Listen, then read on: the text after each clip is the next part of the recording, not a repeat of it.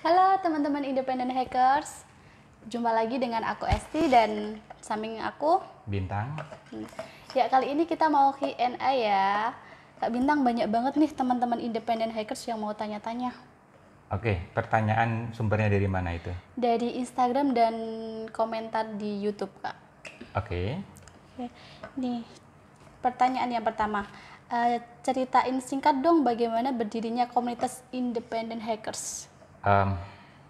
Jadi saya punya kelompok kecil teman-teman dekat ya, yang sering daki gunung bareng. Terus suatu hari saya pikir, ayo kita bikin komunitas gitu. Terus dibilang, teman-teman buat apa? Kan udah banyak komunitas di luar sana. Kita bikin yang beda lah. Apa bedanya? Kita komunitas yang simple banget. Tujuannya adalah rekreasi, terus olahraga, terus cari teman mendaki gunung, bersahabat. Nah, terus kemudian terus nanti repot, kita harus ngurus komunitas, harus ngurus ini. Oh, beda.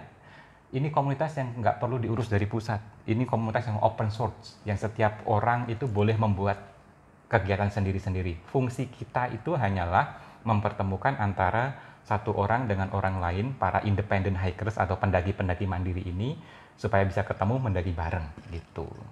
Jadi sejarah singkatnya begitu. Di tahun 2018 itu terus kemudian teman ya sudah kalau gitu bikin aja. Oke, aku bilang gitu. Jadi kita ya teman-teman kita itu jadi berenam atau bertujuh, aku lupa. Itu akhirnya kita bikin Independent Hikers dan ya sudah, jadi sekarang kita anggotanya lumayan banyak, ada ratusan, ribuan, ada 2 ribuan. Ada 2 ribuan ya? Oke. Cara masuk ke Independent Hackers gimana, Kak nih?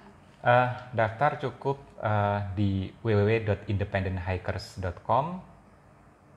Daftar, ngisi formulir di sana. Gampang sekali. Apakah bisa membuat Independent Hackers di setiap regional, Kak? Bisa, jadi nanti setiap daerah itu ada gubernurnya, kita sebut ya, gubernur, sebutan lucu-lucuan kita gubernur gitu. Nah, itu adalah perwakilan di setiap provinsi untuk independent hacker yang biasanya mengadakan kegiatan masing-masing gitu. Independent Hackers apakah harus ultralight? Tidak harus, itu hanya sekedar pilihan. Jadi ultralight itu maksudnya adalah membawa peralatan yang ringan-ringan, itu hanya pilihan, bukan keharusan. Kalau saya memilih ultralight karena saya pengen beban punggung saya ringan. Kalau teman-teman ada yang sangat kuat sekali dan kuat berat, ya nggak apa-apa. Gitu. Tergantung ya, Kak? Tergantung. Oke. Gitu. Untuk ikut Independent Hackers, syarat utamanya apa, Kak? Syarat utamanya adalah dia manusia. Ya pasti, Kak. Ya bukan jin, bukan ini, laki-laki atau perempuan, usia di atas 17 tahun, sehat, tidak punya penyakit yang aneh-aneh yang membahayakan dia kalau dia mendaki gunung, begitu.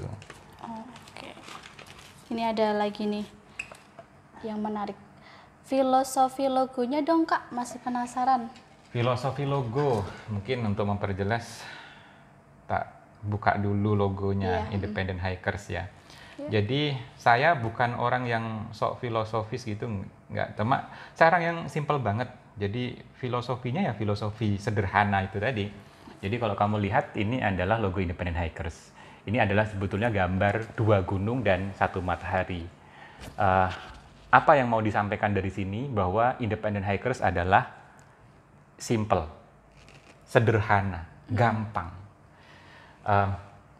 Ini adalah kalau kamu dulu waktu kecil, waktu SD disuruh gambar gunung atau pemandangan, yang kamu gambarkan gunung 2, terus ada matahari.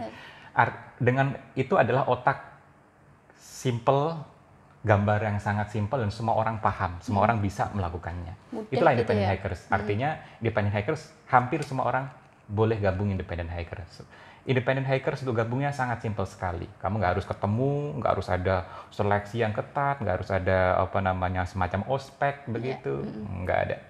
Jadi tinggal masuk aja, gabung komunitas kita, mendaki bareng, ya rekreasi bareng, olahraga bareng, jalin persahabatan dengan orang-orang baru. Itulah Independent Hikers.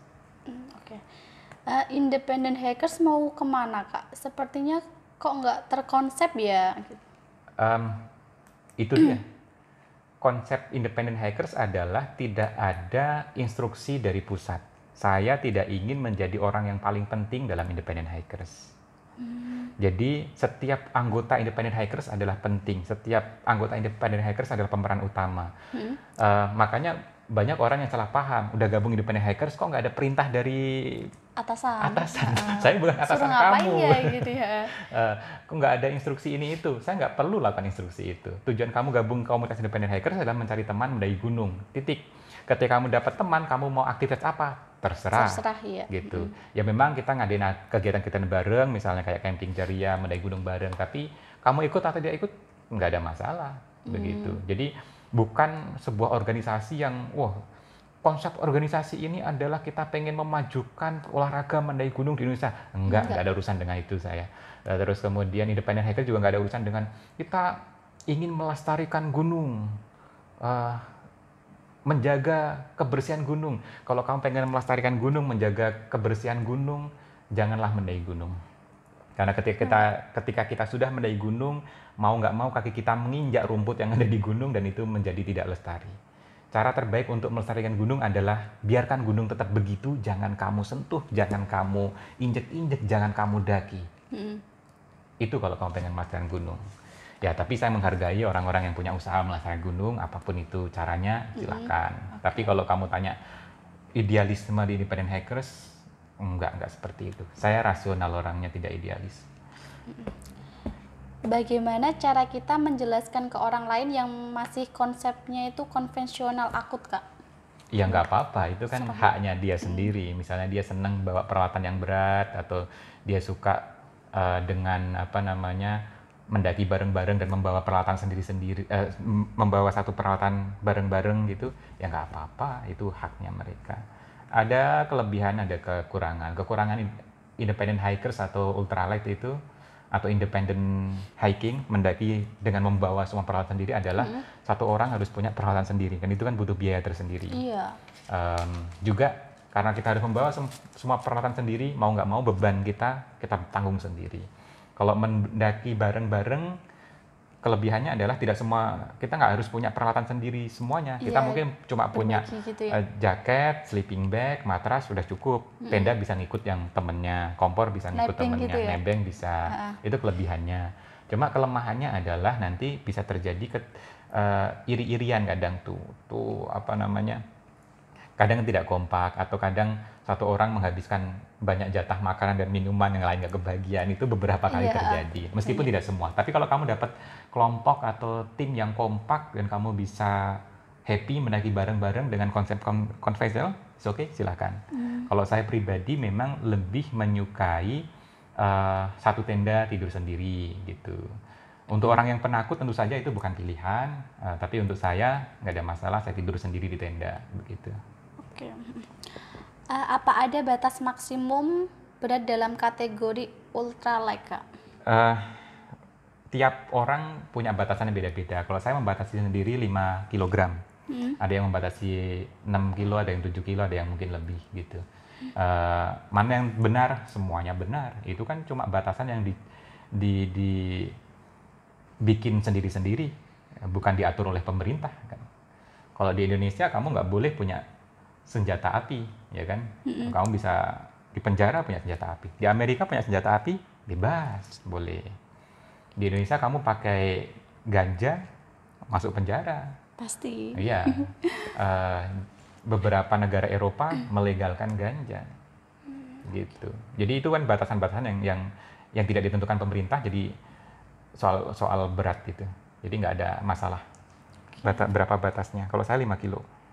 Oke, ya udah. Oke, kita jeda dulu ya, Kak ya. Oke, masih ada pertanyaan? Masih banyak, Kak. Oh iya, nanti kita dibikin 2 atau 3 video lah. Iya. Ya udah, teman-teman independent hackers, kita jeda dulu ya. Sampai ketemu di video selanjutnya. Bye.